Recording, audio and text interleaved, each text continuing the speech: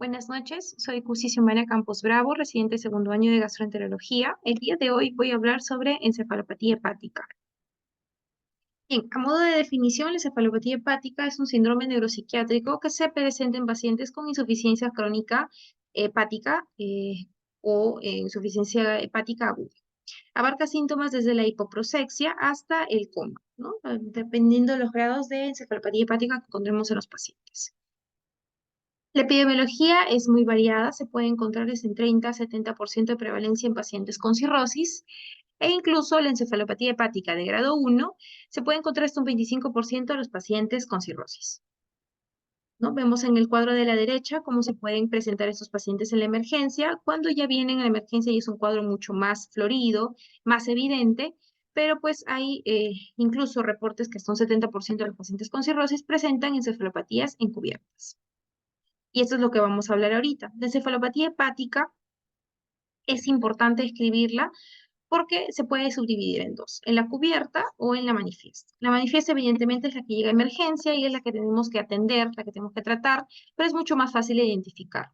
Por el contrario, la encefalopatía hepática cubierta o mínima eh, habla sobre una encefalopatía que son cambios pequeños, ¿no? Que definitivamente necesitamos hacer algunos test un poco más profundos para poder detectarlo y así evitar su progreso hacia una encefalopatía hepática manifiesta, debido a que esta última ya se considera una descompensación de la cirrosis hepática y puede generar mayor mortalidad en ella.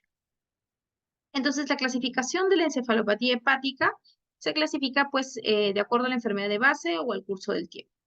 De acuerdo a la enfermedad de base, una tipo A generalmente se ve en los cuadros de insuficiencia hepática aguda, las fallas hepáticas agudas. La tipo B, que se debe a los shunts portosistémicos, generalmente de manera espontánea. Los quirúrgicos que se dan en los TIPS llamados de cirrosis hepática se pueden considerar también dentro del tipo C. Y el tipo C, recordando que C de crónico, pues obviamente habla sobre una enfermedad de la encefalopatía hepática sobre un paciente con cirrosis establecida. Y de acuerdo al curso de tiempo, pues no episódica, los pacientes que tienen cuadros de encefalopatía hepática un poco aislados, las recurrentes, los pacientes que tienen más de dos episodios de encefalopatía hepática en menos de 6 meses, y la persistente son pacientes que no llegan ya a un estado basal previo al desarrollo de encefalopatía hepática y siempre persisten con algún grado de alteración de la conciencia o alteración de la orientación. Bien, entonces nosotros nos guiamos de una escala de Westhaven, ¿no? Que generalmente, pues, lo más conocido es que sea del 1 al 4. Sin embargo, como hemos hablado de la encefalopatía encubierta, también abarca la encefalopatía hepática grado 1, que es la leve, o la encefalopatía mínima, ¿no? Que abarca desde síntomas que no son muy evidentes, que no hay síntomas clínicos, no hay anormalidades en los test psicométricos, la encefalopatía hepática grado 1, que es leve, que puede tener apenas signos clínicos que pueden ser reconocidos al examen del paciente, la encefalopatía hepática grado 2, que habla de una desorientación en tiempo usualmente, en un paciente que está un poco alterado, que está un poco hiperactivo, incluso este somnoliento, y un paciente grado 3, somnoliento, y grado 4 que puede estar hasta en coma. Y también puede haber, claro, subdividirlo en encefalopatía hepática de bajo grado o de alto grado. La de alto grado hablamos de la encefalopatía hepática grado 3 y 4 y las de bajo grado las otras. Siendo importante reconocer que las de alto grado necesitan hospitalización para su tratamiento, para poder definir algunas otras causas de descompensación. Y hablando de esto, podemos reconocer factores de riesgo predisponentes y factores de riesgo precipitantes. Lo que son factores de riesgo predisponentes son muy inherentes al mismo desarrollo de la enfermedad, donde tenemos una albúmina menos de 3.5, bilirrubinas más de 2, o que allá haya formación de shunts portosistémicos con un área de más de 83 milímetros cuadrados, ¿no? Entonces, teniendo esto en cuenta, la mayoría de los pacientes que tienen una cirrosis hepática avanzada podrían tener un factor de riesgo predisponente para ello. Sin embargo, los factores de riesgo precipitantes son los que más vemos en la emergencia. Hablemos de injuria renal aguda, síndrome hepatorrenal, las hemorragias digestivas de cualquier índole, epilepsia, malnutrición, la sarcopenia, la diabetes, cualquier tipo de infección, estreñimiento, medicamentos, hablamos de depresores del sistema nervioso central, IBPs, GABAérgicos, siendo el más reconocido como factor de riesgo precipitante la constipación, ¿no? Generalmente los pacientes vienen refiriendo que tienen o no presentan deposiciones 2 a 3 días. Bueno, acá dentro de la fisiopatología vemos que generalmente tenemos a los pacientes de que dentro de el tejido hepático tenemos el ciclo de la urea, ¿no? Entonces, estos pacientes van a ser, vamos a corregir acá, estos pacientes usualmente dentro del hígado desarrollan el ciclo de la urea. Esta urea tratan de convertir el amoníaco en amonio, lo cual lo vuelve mucho más excretable por el cuerpo, ya sea a través del sudor, de las deposiciones, y generalmente no traspasa la barrera hematoencefálica. Sin embargo, el amoníaco, el NH3, es el que traspasa la barrera hematoencefálica y genera toda la cascada de daño a nivel astrocitario, incluso a nivel de la microbio. Hablemos de esto de que se convierte el amoníaco en glutamina, esta genera inflamación y edema, y estos son los que dan los síntomas de la encefalopatía hepática. El astrocito se va haciendo más grande, se va edematizando, se pierden las conexiones interneuronales, por lo que el paciente pues presenta desorientación, coma, todos los síntomas que ya hemos descrito previamente. Entonces, si tenemos un paciente que tiene una insuficiencia hepática, ya sea crónica o aguda, pues evidentemente este ciclo de la urea se ve alterado. Entonces, no hay posibilidad de convertir el amoníaco en amonio y poder excretarlo, entonces se va acumulando muchos más de estos detritos en el sistema o incluso a través de los shunts portosistémicos puede traspasar directamente el amoníaco hacia la barrera hematoencefálica. Por lo que de manera general nosotros actuamos ayudando a este ciclo para poder mejorar la excreta de estos detritos. Ya que el hígado no va a funcionar de manera normal o al 100% en los pacientes que tienen un grado de insuficiencia hepática, lo que los ayuda son el riñón, el músculo, incluso el intestino, a poder degradar esta urea. Por eso es que es importante nosotros que si tenemos también un riñón dañado, va a empeorar el tema de la encefalopatía hepática. Si tenemos poco músculo, también empeora la encefalopatía hepática. Y si tenemos alguna alteración del eje intestino, hígado, también hay una mayor predisposición a una encefalopatía hepática. El diagnóstico, usualmente, lejos de lo que creemos, es un diagnóstico de exclusión.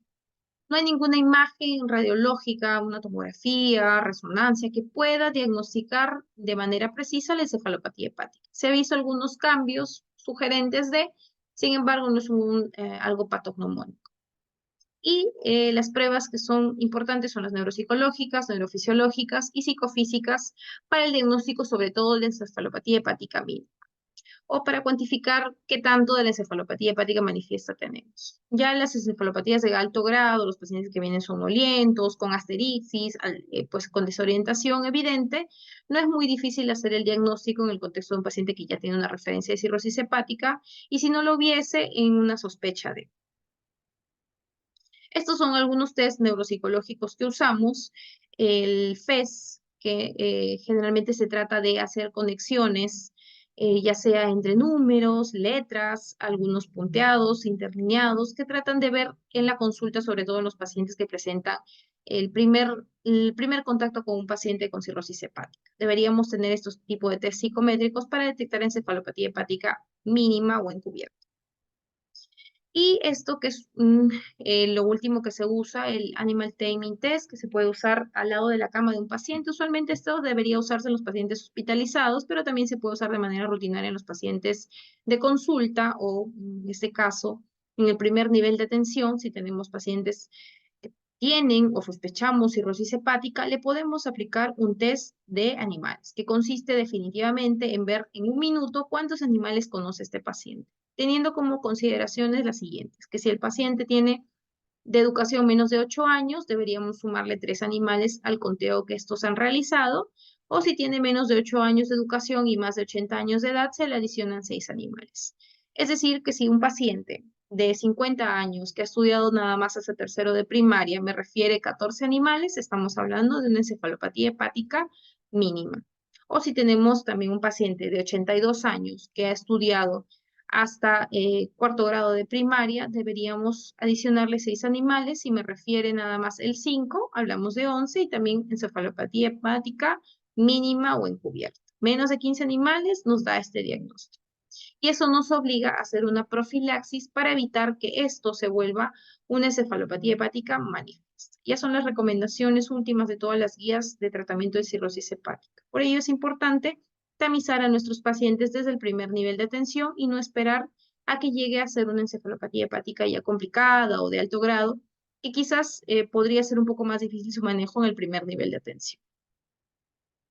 El tratamiento, lo que deberíamos hacer nosotros en el primer nivel de atención, en definitiva, es ver o identificar nuestras causas precipitantes, estabilizar a nuestro paciente y, bueno, comenzar algún tratamiento antibiótico, perdón, un tratamiento empírico de inicio, ¿no? Dentro de los tratamientos iniciales generales, pues no hay que ver que el paciente esté con una vía aérea estable, los signos vitales estables, porque esos pacientes, recordemos que pueden llegar hasta el coma, pacientes que necesitan incluso intubación para poder proteger la parte neurológica. Entonces podríamos hacer una adecuada anamnesis, ver de repente estabilidad hemodinámica, reponer fluidos, usar de repente sondas nasogástricas, o si es que tenemos una alta sospecha de que este paciente esté infectado, podemos iniciar de manera empírica antibióticos.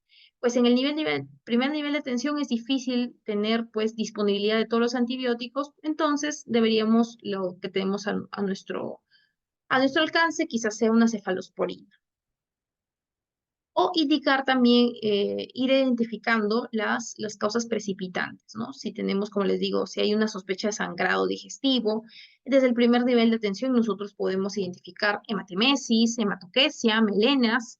Deberíamos hacer un tacto rectal en estos pacientes de manera general, que si el paciente ha estado de repente con ascitis, tomando diuréticos, furosemida, espironolactona, ver que realmente haya sido una dosis correcta o de repente ha estado tomando más de lo normal. Incluso hay pacientes que que no tienen líquido, no tienen ascitis y les indican de manera general, en consultorio le indican espironolactona, furosemida, también eso podría descompensarlos. O que no tengamos alguna causa identificada y eso también debería constatarse en la historia, ¿no? Ver que el paciente no tenga también otros desórdenes neuropsiquiátricos. Quizás de repente decimos es una encefalopatía hepática, pero el paciente, no sé, tiene una focalidad neurológica, no mueve, tiene una paresia, tiene Babinski positivo, tiene un síndrome de primera motoneurona. Entonces, obviamente también hay que discernir algunos otros tipos de diagnóstico. Y la terapia empírica de inicio, en definitiva, pues nuestro top es la lactulosa. Por vía oral, por enemas, por vía oral siempre la vía enteral va a ser la preferida. Si es que el paciente no tiene una buena deglución o no podemos asegurar que el paciente degluta la lactulosa, a través de la colocación de una sonda nasogástrica, pues asegurar la administración de esta, ¿no? Entonces tenemos la lactulosa por vía oral o sonda nasogástrica de 20 gramos o 30 mililitros a 45 mililitros cada 8 o 6 horas. Y siempre deberíamos estar obteniendo 2 a 3 deposiciones blancas. Si tenemos deposiciones líquidas, pues disminuimos la dosis. Si no tenemos suficiente cantidad de deposiciones, aún con dosis máxima, hablamos de 45 mililitros cada 6 horas, deberíamos también asociar enemas de retención. Estos últimos se guardan usualmente en los pacientes que están mucho más complicados, que generalmente están soporosos, comatosos, y hacemos pues una preparación a través de una sonda rectal de 300 mililitros de sonda de lactulosa con agua destilada para completar el litro, 3 a 4 veces por día hasta notar la mejoría. De segunda línea, que no lo tenemos al alcance definitivamente en el primer nivel de tensión, si en caso ustedes lo tuviesen disponible, también es una buena opción para el tratamiento, que es la rifaximina, ¿no? Entre 400 a 550 miligramos cada 12 horas de manera indefinida. Y de tercera línea, el polietilenglicol, que puede usar en la misma dosis de la preparación para una colonoscopía. No sé si lo recuerdan, usualmente usamos 4 sobres grandes de polietilenglicol de 110 gramos, ya sea por sonda nasogástrica o vía oral, en dosis única, hasta obtener reposiciones y sobre todo hasta obtener mejoría clínica. El paciente nos tiene que ir despertando, ir mejorando, disminuir la asterixis, de repente estar más atento. Y bueno, lo que llamamos profilaxis secundaria. En su caso, en el primer nivel de atención, si un paciente ya le refiere, bueno, viene a la consulta, de repente a atenderse, a controlarse y dice, no, yo ya tuve algún episodio de encefalopatía hepática previa, entonces ustedes con mucha mayor razón deberían estar enfocados en que este paciente use lactulosa.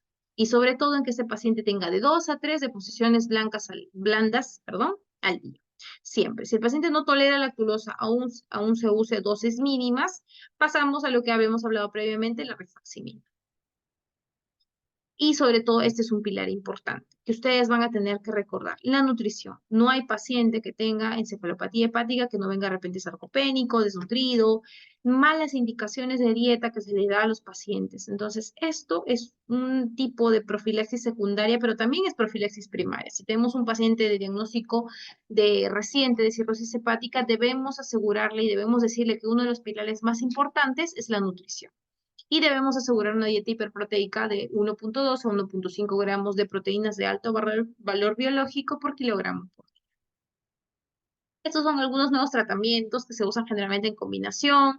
Hablamos de la L-arnitina, el aspartato, los ácidos grasos de cadena corta, el fenilbutirato, que también nos ayuda pues a disminuir la producción de bacterias ureogénicas en el intestino. Entonces, estos recién están en estudio, o quizás más adelante tengamos mayor evidencia acerca de la eficacia de estos tratamientos, pero nunca está de más mencionarlo. Y bueno, entonces hay algunas suplementaciones que no están recomendadas del todo por las guías, ya sea las suplementaciones de micronutrientes como el zinc o vitaminas. Si es que el paciente presenta un déficit de micronutriente evidente o en laboratorial, pues se puede tratar, pero de manera profiláctica. Y eso sería todo. Gracias.